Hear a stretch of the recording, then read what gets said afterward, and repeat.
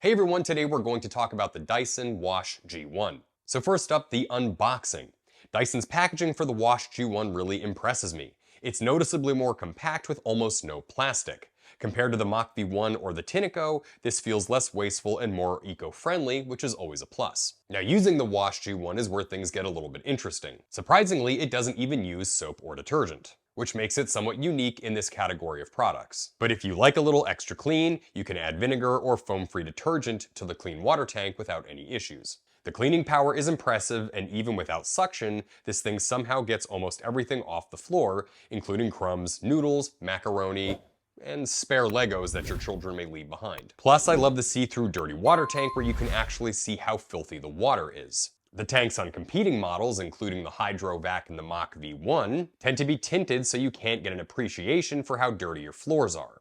That feature really adds to the satisfaction of cleaning with it, which any incentive to clean your house is an added bonus for any product. With that said, like all of these vac mops, the agitation and spinning power isn't strong enough to scrub hard floors or tile and really get into the cracks. There just isn't a vac mop out there that has efficient enough rollers and scrubbing power to get super sticky things off the floor like gum and whatever other weird things kids, dogs, and pets can leave behind. Now when it comes to cleaning the WashG1 itself, it's a bit of a mix. In some ways it's easier to clean, but in others it's more of a hassle. It does burn through water really fast, which is kind of a pro and con. In some ways I kind of like it because it makes me feel like I'm getting a thorough cleaning on the floor. But on the other hand, it's a pain because you have to constantly fill up the tank as well as dump the dirty water tank. The Mach V1 comparatively uses a much more conservative amount of water, which sometimes makes you question how efficient its cleaning power is. And the same can be said about the Shark Hydrovac. Another thing to note about cleaning the Dyson WashG1 is that it has two separate trays at the bottom that you have to remove in order to clean it.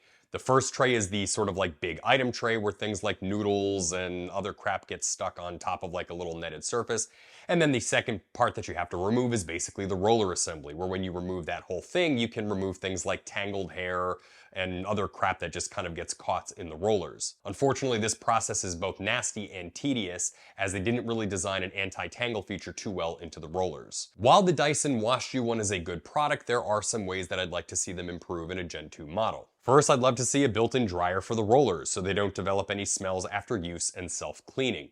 Mach V1 added that, and I think Tinico, as well as Dyson, should join the ranks of that because it really does make a difference. An oxygenator feature for disinfection would also be really nice, and I'd like to see bigger clean and dirty water tanks so you don't have to refill and dump them out as often. I'd also like to see a slimmer brush head with a bit faster rotation, which would definitely help boost the scrubbing power.